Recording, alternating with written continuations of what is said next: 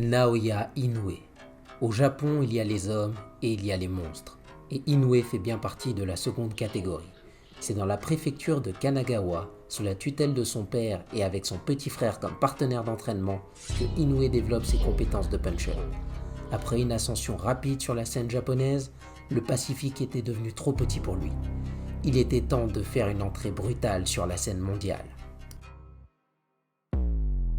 Un palmarès de 19 combats, 19 victoires et 16 KO et des titres de champion dans 3 catégories. Inoue est la star montante des petites divisions. Sa force de frappe, sa résistance et sa volonté d'échanger les coups lui ont valu le surnom de monstre. C'est Sensei Boxing et aujourd'hui je vous montre comment boxer comme Naoya Inoue.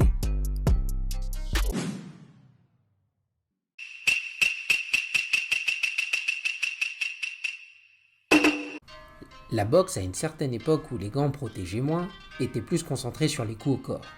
Bien que la technologie ait évolué, Inoue reste un des rares boxeurs avec Errol Spence Jr. à capitaliser sur les coups au corps.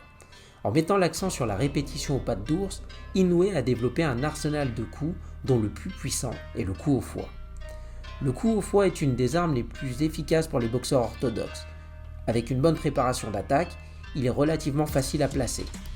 L'objectif est de faire lever la garde à l'adversaire. Plus sa garde est haute, plus il sera facile de toucher le foie avec un crochet ou un uppercut.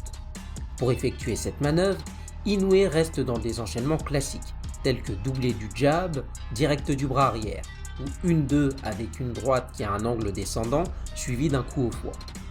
Le foie étant un organe très large, il n'est pas nécessaire d'être précis pour le toucher.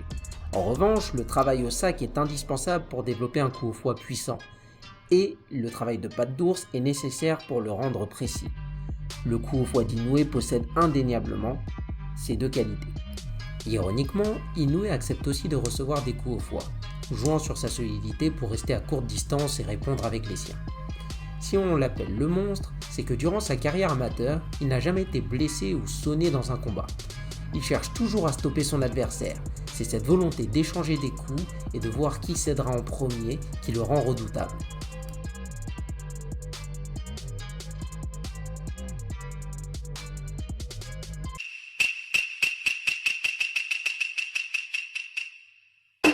Bien qu'il n'appréciait pas le surnom de monstre, du moins à ses débuts, il s'avère que c'est bien choisi. Inoue fait preuve d'une grande résistance, notamment durant les sparring avec des boxeurs de catégorie supérieure. Sa principale défense est une garde hermétique classique. Lorsqu'il est dos aux cordes, il va juste lever ses bras afin de se protéger et patiemment attendre une opportunité. Lorsqu'un boxeur n'utilise pas des mouvements de buste, il aura tendance à utiliser des blocages pour se défendre. Et chaque boxeur a ses préférences entre esquive et blocage. La garde hermétique est sans doute la forme la plus basique de défense qui est enseignée dans les salles par-delà de monde. Inoue est aussi capable d'utiliser ses jambes. Lorsqu'il est en difficulté, il utilisera toujours le même schéma. Il va reculer rapidement dans les cordes, esquiver un coup par un mouvement de buste et sortir pour revenir au centre du ring ou intervertir les positions. Cela traduit, à défaut d'une excellente défense, une bonne gestion de l'espace et une conscience aiguë de sa position par rapport à l'adversaire. En tant que boxeur, vous allez toujours favoriser une méthode de défense. Jeu de jambes, mouvement de buste ou blocage.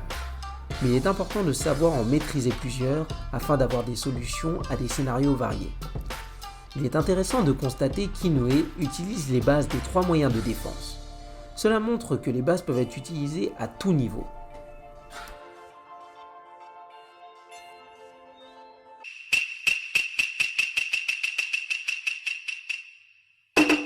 Inoue n'est pas un génie défensif. Il a une mentalité et une attitude de puncher, avec les moyens de stopper ses adversaires, chose qui est rare dans les petites catégories. Une de ses armes pour arriver à ses fins, c'est les contres. Tout comme les coups au corps, il en a développé un petit arsenal. L'uppercut arrière pour contrer le jab ou le direct. Lorsqu'il voit un direct, Inoue bouge légèrement le buste vers la droite et vers l'arrière, et lance un uppercut long.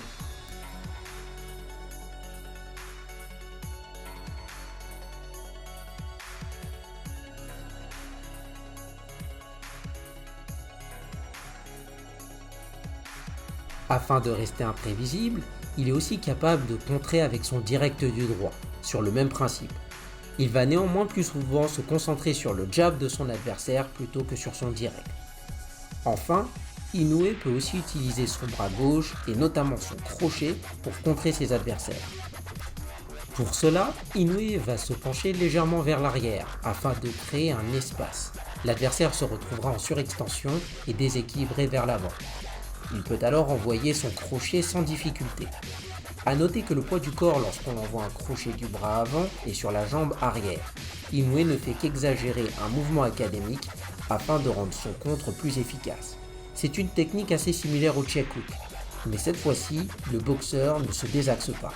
Si vous ne savez pas ce qu'est un check hook, je vous invite à voir la vidéo Comment boxer comme Floyd Mayweather. Le lien sera dans la description. J'espère que cette vidéo vous a plu. Si c'est le cas, appuyez sur le bouton j'aime et commentez pour me dire quel boxeur ou boxeuse vous voudriez voir dans la série. N'oubliez pas de vous abonner à la chaîne et de puncher la cloche de notification afin d'être alerté lorsque je sors une nouvelle vidéo. Vous pouvez aussi me suivre sur Instagram à Sensei Boxing Paris. C'était Sensei Boxing et je vous souhaite bon entraînement.